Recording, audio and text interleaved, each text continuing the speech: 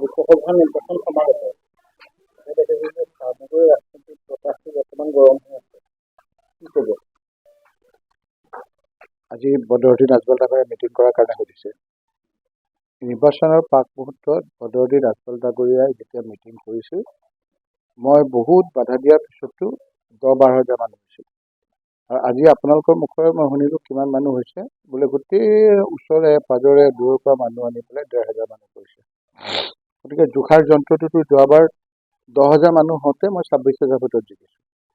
গতিকে সেই অনুপাতে 10,000 মানুহৰ ঠাইত 1,500 হৈছে।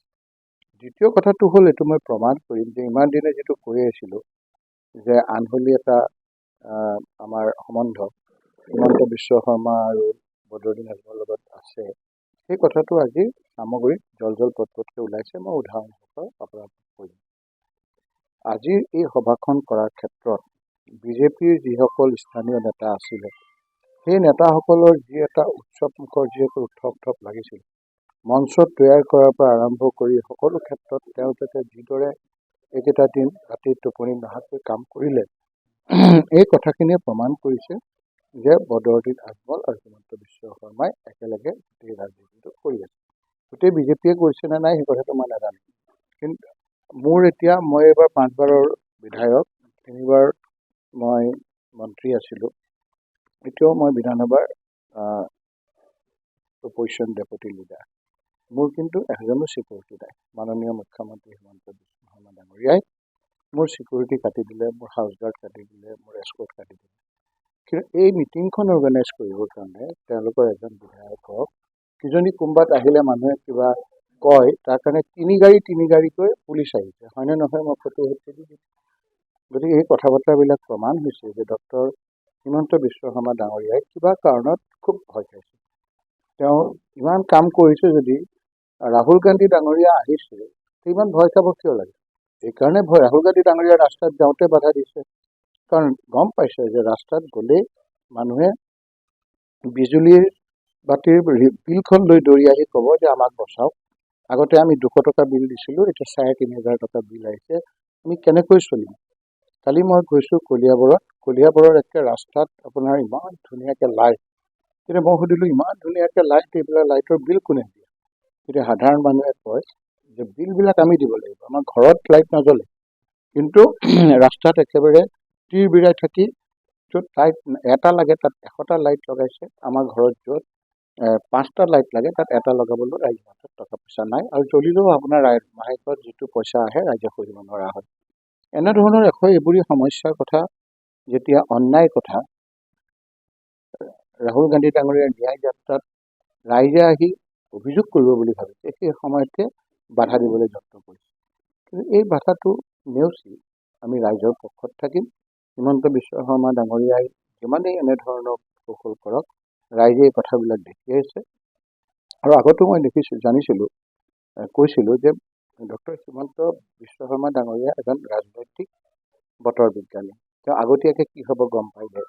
সেইকাৰণে আগতীয়াকৈ গম পাইছে যে এইবাৰ তেওঁক আহোম সম্প্ৰদায়ৰ লোকসকলে বেয়া পাই আছে, মৰাণ মটক লোকসকলে বেয়া পাই আছে, চুতীয়া সম্প্ৰদায়ৰ লোকসকলে বেয়া পাই আছে, টি গাৰ্ডেনৰ লোকসকলে বেয়া পাই আছে, পূজনপন্থী লোকসকলে বেয়া পাই আছে, বাকী সংখ্যালঘু লোকসকলে বেয়া পাই আছে। গতিকে তেওঁলোকৰ একমাত্ৰ আশা ভৰসাৰ থল হ'ল বদৰুদ্দিন আজমল ডাঙৰীয়া। সেইকাৰণে পুলিচ আবেষ্টনী ৰক্ষণাবেক্ষণ দি বিভিন্ন সমষ্টিবিলাকত মই প্ৰমাণ সহকাৰে দিম, ভাবিব নোৱাৰাকৈ 100-200 কোটি এটা সমষ্টিত উন্নয়নমূলক কামৰ বুলি কৈ ৰাইজৰ মূৰৰ ঘাম মাটিত পেলাই টেক্স লৈ পেলাই বদৰুদ্দিন আজমল ডাঙৰীয়াৰ বিভিন্ন লোকসকলক সমষ্টিত উন্নয়নৰ দি পেলাই যি বৈতৰণি পাৰ হ'ব দিছে, ৰাইজৰ চকুত ধৰা পৰিছে। আৰু আজিৰ কাৱৈমাৰী মিটিংখনত আৰু ভালকৈ ধৰা পৰিল হিমন্ত বিশ্ব শৰ্মা আৰু বদৰুদ্দিন আজমল ডাঙৰীয়া তেওঁলোকৰ বদৰুদ্দিন আজমল ডাঙৰীয়াৰ UDFৰ মিটিং বিজেপি আৰু AGPৰ কৰ্মীসকলে যে অৰ্গেনাইজ কৰি দিছে, প্ৰচাৰ চলাইছে, একেঠাইতে গৈছে, ফটো বিভিন্ন ধৰণৰ স্থানীয় লোকসকলে প্ৰমাণ কৰিছে। এই ক্ষেত্ৰত মই ৰিয়েকশ্যনো একো নিদিওঁ। ৰাইজে দেখি আছে, ৰাইজে উচিত সময়ত উচিত সিদ্ধান্ত ল'ব। মানে বদৰুদ্দিন আজমল আৰু মুখ্যমন্ত্ৰী সেইটো আজি প্ৰমাণ হ'ল। সামগ্ৰীত সেইটো প্ৰমাণ হ'ল যে যি বদৰুদ্দিন আজমল ডাঙৰীয়া ইয়াত মঞ্চ কৰিছে, যি বদৰুদ্দিন আজমল ডাঙৰীয়াৰ এইকেইদিনত তেওঁলোকৰ বিধায়ক আহিছে, সেই সময়ত তিনি গাড়ী পুলিচ লৈ আহিছে বিধায়কগৰাকী। কিয় লৈ আহিছে সেই কথাটো আমি নাজানো। মঞ্চ কোনে কৰিছে, তেওঁলোকৰ মানুহ কোনবিলাক, সেই কথাবিলাক স্থানীয় ৰাইজেও গম পাইছে, মোকো ফটো দিছে। গতিকে বিজেপিয়ে গোটেই মিটিংখন অৰ্গেনাইজ কৰি দিছে, গোটেই নগাঁও জিলাৰ পৰা মানুহ আনি পেলাই সেইকেইটা মানুহ কৰিছে। গতিকে যোৱাবাৰ এনেকৈ ধৰণৰ মিটিং কৰি ৰকিবুল-হুছেইন হাৰিব হুলস্থুল কৰি দিছিল একদম। মোক ৰাইজে আমনিৰাতকৈ বেছি ভোটত জিকাইছিল, 26,000 ভোটত জিকাইছিল। এইবাৰতো আপোনাৰ দেখিছোঁ যে আৰু বাতাবৰণ আৰু পৰিষ্কাৰ হৈ গৈছে। গতিকে উজনি অসমতো আমি এই দাড়ি থকা টুপি থকা বদৰুদ্দিন আজমলৰ লগত হিমন্ত বিশ্ব শৰ্মাৰ ডক্টৰ হিমন্ত বিশ্ব শৰ্মাৰ কি সম্বন্ধ, তেওঁ যে কথা আৰু কামৰ লগত যে মিল নাই, এই কথাটো আমি ফটো সহকাৰে লৈ যাম, ৰাইজক কথাখিনি দেখুৱাম, ফটো দেখুৱাম। ইমান দিনটো হিন্দী কৈছিলে যে তেওঁৰ মতে কথা চলে, গতিকে তেওঁৰ কথা মতেই ইয়াত মিটিং কৰি ঘূৰি ফুৰিছে বদৰুদ্দিন আজমল ডাঙৰীয়া। ইয়াতো দুখ নাই, নহ'লে আকৌ কিবা বিপাঙত পেলাই দিব। গতিকে এই কথা বতৰাবিলাকত মই ৰিয়েকশ্যনো নিদিওঁ, ৰাইজে দেখি আছে। গতিকে মোক ভয় খুৱাবলৈ আহিছে, মোকতো চিকিউৰিটি আঁতৰাই মোক মাৰি পেলাম বুলি কওঁতেই ভয় খোৱা নাই।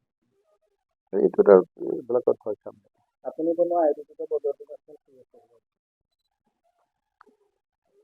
বদৰুদ্দিন আজমল ডাঙৰীয়া আপোনাৰ এই ইলেকশ্যনৰ পিছত এইবিলাক নাইকিয়া হ'ব, এইবিলাক মই ৰিয়েকশ্যন নিদিওঁ। বদৰুদ্দিন আজমল ডাঙৰীয়া যদি ৰাজনৈতিকভাৱে দলটো নকৰিলেহেঁতেন, আজি বিজেপি অসমত আহিব নোৱাৰে। হুলস্থুল হাৰিব হুলস্থুল কৰি দিছিল একদম। মোক ৰাইজে আমনিৰাতকৈ বেছি ভোটত জিকাইছিল, 26,000 ভোটত জিকাইছিল।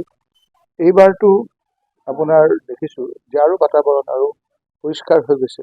গতিকে উজনি অসমতো আমি এই দাড়ি থকা টুপি থকা বদৰুদ্দিন আজমলৰ লগত হিমন্ত বিশ্ব শৰ্মাৰ ডক্টৰ হিমন্ত বিশ্ব শৰ্মাৰ কি সম্বন্ধ, তেওঁ যে কথা আৰু কামৰ লগত যে মিল নাই, এই কথাটো আমি ফটো সহকাৰে লৈ যাম, ৰাইজক কথাখিনি দেখুৱাম, ফটো দেখুৱাম। ইমান দিনটো হিন্দী কৈছিলে যে তেওঁৰ মতে কথা চলে, গতিকে তেওঁৰ কথা মতেই ইয়াত মিটিং কৰি ঘূৰি ফুৰিছে বদৰুদ্দিন আজমল ডাঙৰীয়া। ইয়াতো দুখ নাই, নহ'লে আকৌ কিবা বিপাঙত পেলাই দিব। গতিকে এই কথা বতৰাবিলাকত মই ৰিয়েকশ্যনো নিদিওঁ, ৰাইজে দেখি আছে। গতিকে মোক ভয় খুৱাবলৈ আহিছে, মোকতো চিকিউৰিটি আঁতৰাই মোক মাৰি পেলাম বুলি কওঁতেই ভয় খোৱা নাই। এইটোত আৰু এইবিলাকত ভয় খাম। আপুনি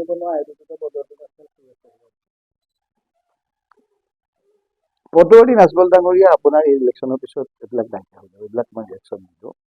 বদৰুদ্দিন আজমল ডাঙৰীয়া যদি ৰাজনৈতিকভাৱে দলটো নকৰিলেহেঁতেন, আজি বিজেপি অসমত আহিব নোৱাৰে। কথাটো সেইটো এই আমি অলপ পাতল কথা কোৱাতকৈ সেই কথাবিলাকে কোৱা, আমি এনালাইচিছ কৰিছোঁ যে আজি বিজেপি যে আহিছে, অত্যাচাৰী হিমন্ত বিশ্ব শৰ্মা যে আহিছে, তাৰ প্ৰধান কাৰণ হ'ল যে বদৰুদ্দিন আজমল ডাঙৰীয়াৰ ৰাজনৈতিকভাৱে যিটো দল গঠন কৰিলে, সেই গঠনটো যদি কৰিব নোৱাৰিলেহেঁতেন, গতিকে নকৰিলেহেঁতেন, তেতিয়াহ'লে কোনো ক্ষেত্ৰতে অসমত বিজেপি চৰকাৰ হ'ব নোৱাৰে। গতিকে বিজেপি চৰকাৰ হৈ কোনখিনি মানুহ উপকৃত হৈছে, সেই মানুহখিনি গম পাইছে। গতিকে সকলো শ্ৰেণীৰ ৰাইজে দেখিছে যে এইবাৰ বদৰুদ্দিন আজমল ডাঙৰীয়াক আমি ৰাজনৈতিক সন্ন্যাস দিম। আৰু বিজেপিৰ লগত কথা কোৱা নাই মই, এতিয়াও বিজেপিৰ লগততো আমি আদৰ্শগত নীতিগত পাৰ্থক্য আছে যুঁজিমেই, কিন্তু হিমন্ত বিশ্ব শৰ্মাৰ যিটো ষ্টাইল অফ ফাংচনিং, যে নীতি, তেওঁলোকৰ বিজেপি আদৰ্শ নীতিৰ লগতো মিল নাথাকে, কেৱল ৰাজনৈতিক ক্ষেত্ৰখনত তেওঁলোকে ক্ষমতা লগাৰ কাৰণে আজি বদৰুদ্দিন আজমল ডাঙৰীয়াৰ লগত সম্বন্ধ ৰাখিছে। গতিকে এই কথা বতৰাবিলাক ৰাইজৰ চকুত ধৰা পৰিছে। মই কোনো ধৰণৰ ৰিয়েকশ্যন নিদিওঁ, ৰাইজে দেখি আছে। এই নিৰ্বাচনৰ পিছত বদৰুদ্দিন আজমল ডাঙৰীয়াৰ কোনো অস্তিত্ব ৰাজনৈতিকভাৱে নাথাকে। বিশ্ব শৰ্মা ডাঙৰীয়াই আমাৰ ৰাহুল গান্ধী ডাঙৰীয়া অহাটোতো তেওঁ বিভিন্ন ক্ষেত্ৰত বাধা দিছে, পাৰ্মিশ্যন দিয়া নাই। সেই ক্ষেত্ৰত আমাৰ যিফালে আহিব, আমি ৰাস্তাবিলাকত চাবলৈ আহিছোঁ। আৰু আমাৰ কলিয়াবৰত আমাৰ য'ত আহিব, সেই মিটিংখনত আমি ক'ত হ'ব, কি হ'ব, সেই কথাখিনি চাবলৈ আহিছোঁ। আৰু মোৰ চামগুৰি সমষ্টিত কেনেধৰণৰ প্ৰস্তুতি, এইফালে যিহেতু কিছু যাব, কলিয়াবৰত মিটিংখন হ'ব, কলিয়াবৰৰ মিটিংখনত কলিয়াবৰৰ ৰাইজৰ লগত অকণমান কথা পাতিলোঁ। তাৰপিছতে যিটো ৰাস্তাৰে যাব, সেই ৰাস্তাটোহে চাই পেলাই মই এতিয়া নগাঁও